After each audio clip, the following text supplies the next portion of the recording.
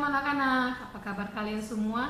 Memang April berharap kalian semua sehat dan tetap semangat walaupun saat ini kita masih belajar dari rumah.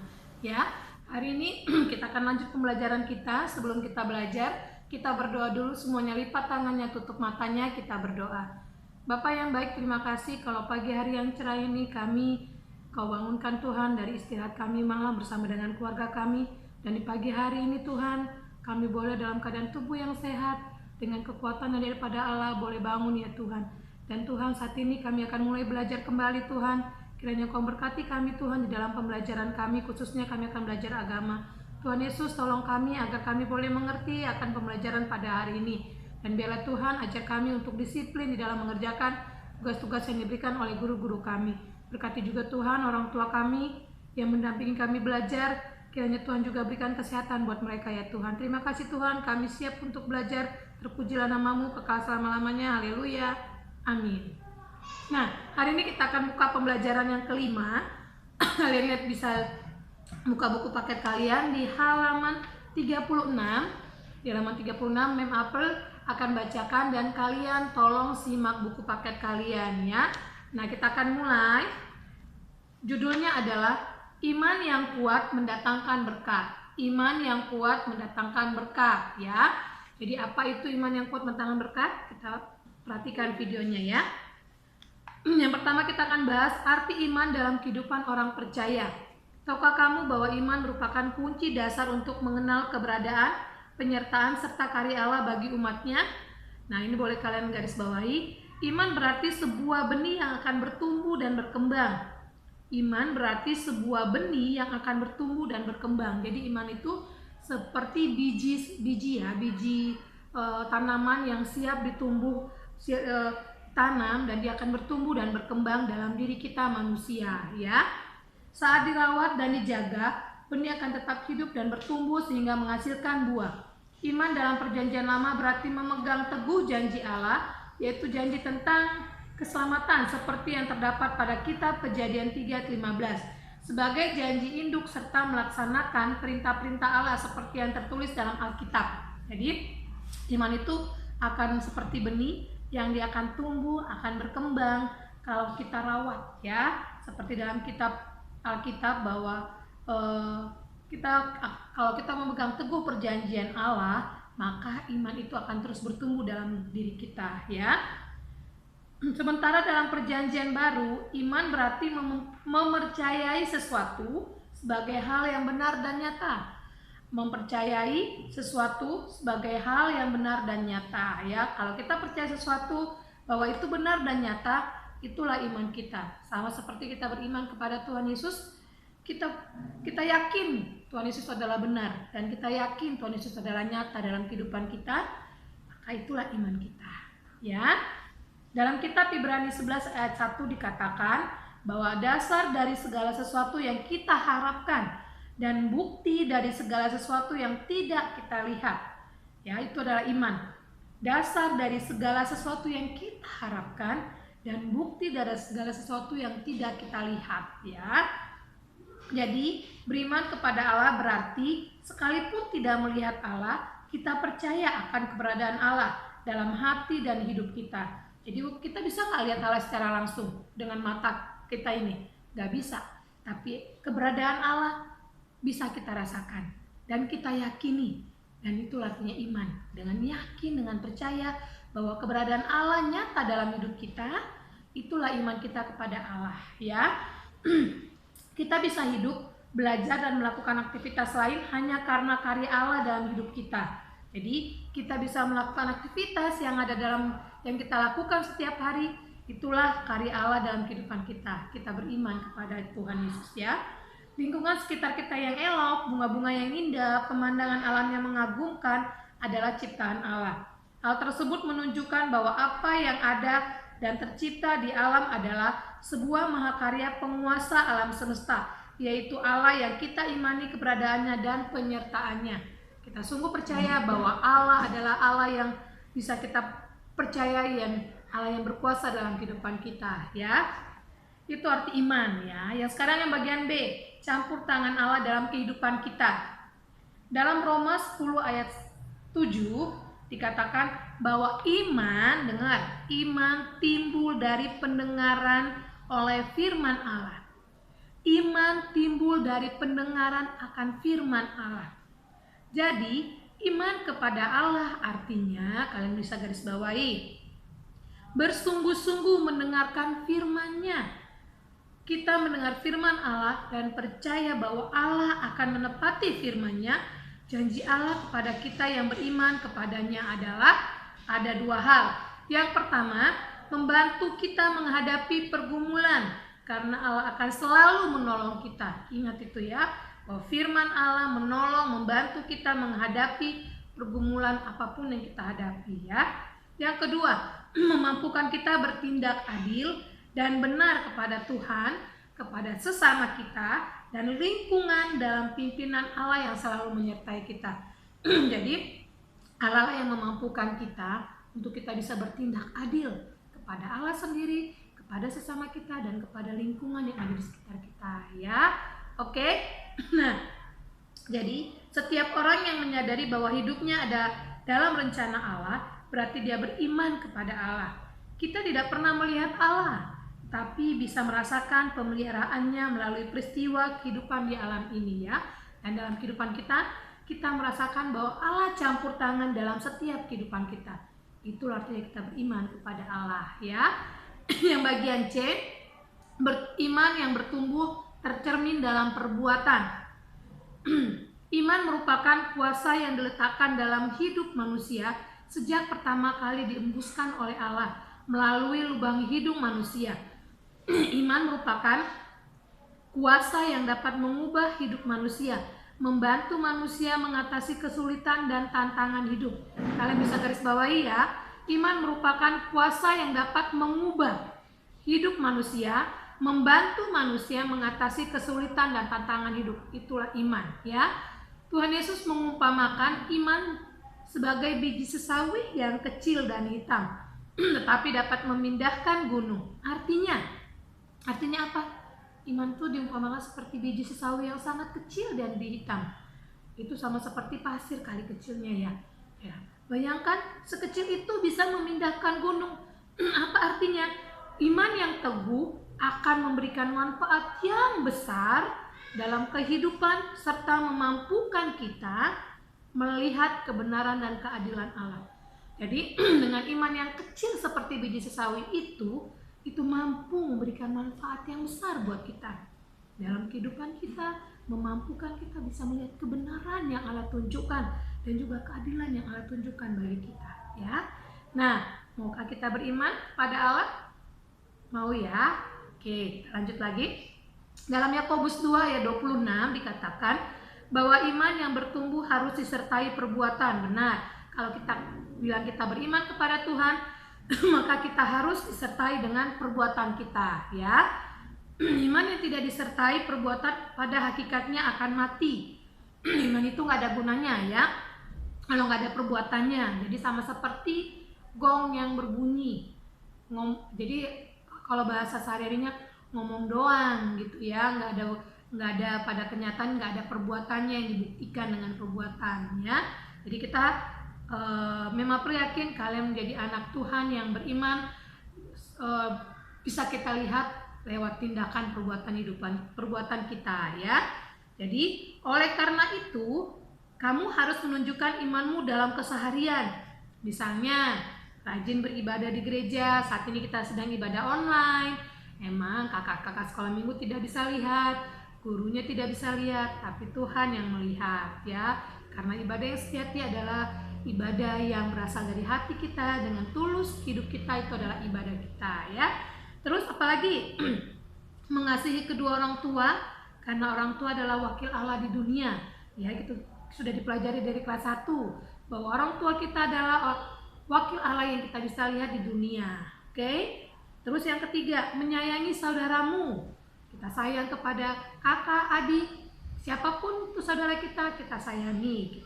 Terus mendoakan teman-temanmu yang sedang membutuhkan pertolongan dan sebagainya. Tentunya juga saat ini seperti terjadi bencana alam atau virus corona ini, banyak orang lain kesusahan. Kita mendoakan mereka biar mereka kuat, biar mereka Abah di dalam menjalani kehidupan ini. Dan sebagainya, bisa mendoakan guru-guru, mendoakan bangsa dan negara ini, itu adalah bukti iman kita, ya. Caranya kita berdoa, oke? Dalam Alkitab, kita dapat menemukan kesaksian hidup dari orang-orang beriman yang telah menunjukkan keteguhan iman kepada Allah melalui sikap hidup mereka. Di antaranya, yang pertama, ada Abraham. Abraham disebut dengan bapa orang beriman, ya. Dalam Kejadian 12 ayat 1 sampai 9, Kejadian 22 ayat 1 sampai 19. Nah, Abraham ini dulu namanya Abram, ya. Abraham juga orang yang memiliki iman yang teguh kepada Allah. Ketika Allah memanggilnya untuk meninggalkan tanah kelahiran serta sanak saudaranya di Ur Kasdim, jadi dia berasal dari satu daerah yang namanya Ur Kasdim, ya, untuk menuju tanah Kanaan. Dia menurut tanpa mengeluh, dia nggak berbantah. Misalnya disuruh Tuhan, Abraham, pergilah engkau dari tanah kelahiranmu, engkau harus pergi ke suatu negeri yang dia sebenarnya tidak tahu itu adalah tanah Kanaan, tanah perjanjian. Dia nurut, dia nggak nolak, nggak tawar menawar. Misalnya, Tuhan nanti dulu dong Tuhan, aku masih begini, enggak. Tapi Abraham taat melakukan apa yang Tuhan mau, ya, walaupun dia tadinya belum tahu dia akan kemana pergi. Nah, Allah menguji Abraham untuk mengorbankan anaknya Ishak, anak perjanjian di Bukit Moria, ya. Jadi setelah Abraham taat kepada Allah, Tuhan memberikan berkatnya. Pada saat Abraham sudah lanjut usia, umur 100 tahun, dan Sarah istrinya berumur 90 tahun, mereka dikarunia anak yang bernama Ishak. Nah, sekali lagi Allah menguji Abraham, tapi Abraham taat kepada Tuhan. Ketika Allah menyuruh Abraham mengorbankan anaknya Ishak, apa yang dia lakukan? Abraham mau mengorbankan anaknya Ishak, ya, di Bukit Moria, karena Abraham adalah anak perjanjian. Abraham menjalani ujian imannya dengan setia. Oleh karena Abraham telah membuktikan kesetiaannya, Allah memberkati Abraham. Keturunan Abraham akan menjadi bangsa yang besar, dan Abraham dijuluki sebagai bapa orang beriman. Jadi nanti kalau ada pertanyaan, apa arti nama dari Bapak Abraham? Artinya adalah Bapa orang beriman, ya. Oke, yang kedua, tokoh Alkitab kisah kehidupan Ayub. Dalam Ayub 1 ayat 1 sampai 22 dan Ayub 2 ayat 1 sampai 10. Nah, kalian sering dengar ya kisah tentang Ayub, bahkan pernah ditampilkan oleh guru-guru ketika awal tahun ajaran baru 2019, itu tentang kisah Ayub, ya. Terus Ayub adalah orang yang saleh. Dia kaya raya, tetapi memiliki iman yang teguh kepada Allah. Hal tersebut terbukti ketika iblis mencobai Ayub. Seluruh harta Ayub dirampas, bahkan ia menderita sakit karena harus diasingkan masyarakat, bahkan keluarganya sendiri. Namun, dengan kesetiaan kepada Allah serta keteguhan imannya, ia memperoleh anugerah yang berlipat ganda. Kisah Ayub yang bagaimana dia harus penyakit kusta, terus anaknya mati, dia dijauhi oleh teman-temannya, bahkan harta bendanya habis. Apakah Ayub mengutuki Allah? Apakah Ayub marah pada Allah? Tidak. Ayub tetap setia kepada imannya kepada Allah. Makanya Ayub diberkati oleh Allah berlipat ganda, ya. Nah, siapa yang di sini mau setia kepada Allah, beriman kepada Allah? Semuanya mau, ya. Jadi kita harus setia dan taat kepada Allah. Nah, yang ketiga, dalam Perjanjian Baru juga ditemukan contoh iman yang teguh, yaitu Maria. Dalam Lukas 1 ayat 26 sampai 28. Ketika Maria mendengarkan kabar sukacita dari malaikat Tuhan bahwa ia akan mengandung dan melahirkan seorang anak, dengan iman Maria menjawab, "Sesungguhnya aku ini adalah hamba Tuhan, jadilah padaku menurut perkataanmu ini." Dalam Lukas 1 ayat 38, ya. Dengan iman yang teguh, Maria melahirkan seorang juru selamat yang menebus dosa manusia. Padahal waktu itu Maria belum menikah, masih perawan, masih gadis. Tapi apakah dia menolak? Tidak dong Tuhan, jangan aku dong. Tidak. Tapi Maria dengan iman yang teguh dia berkata, "Jadilah padaku sesuai dengan apa yang Tuhan mau." Ya, jadi dengan kesetiaan, ketaatan Maria, akhirnya kehendak Tuhan terjadi. Maria mengandung dan melahirkan bayi Yesus yang sebagai juru selamat. manusia ya, juru selamat dunia ini ya.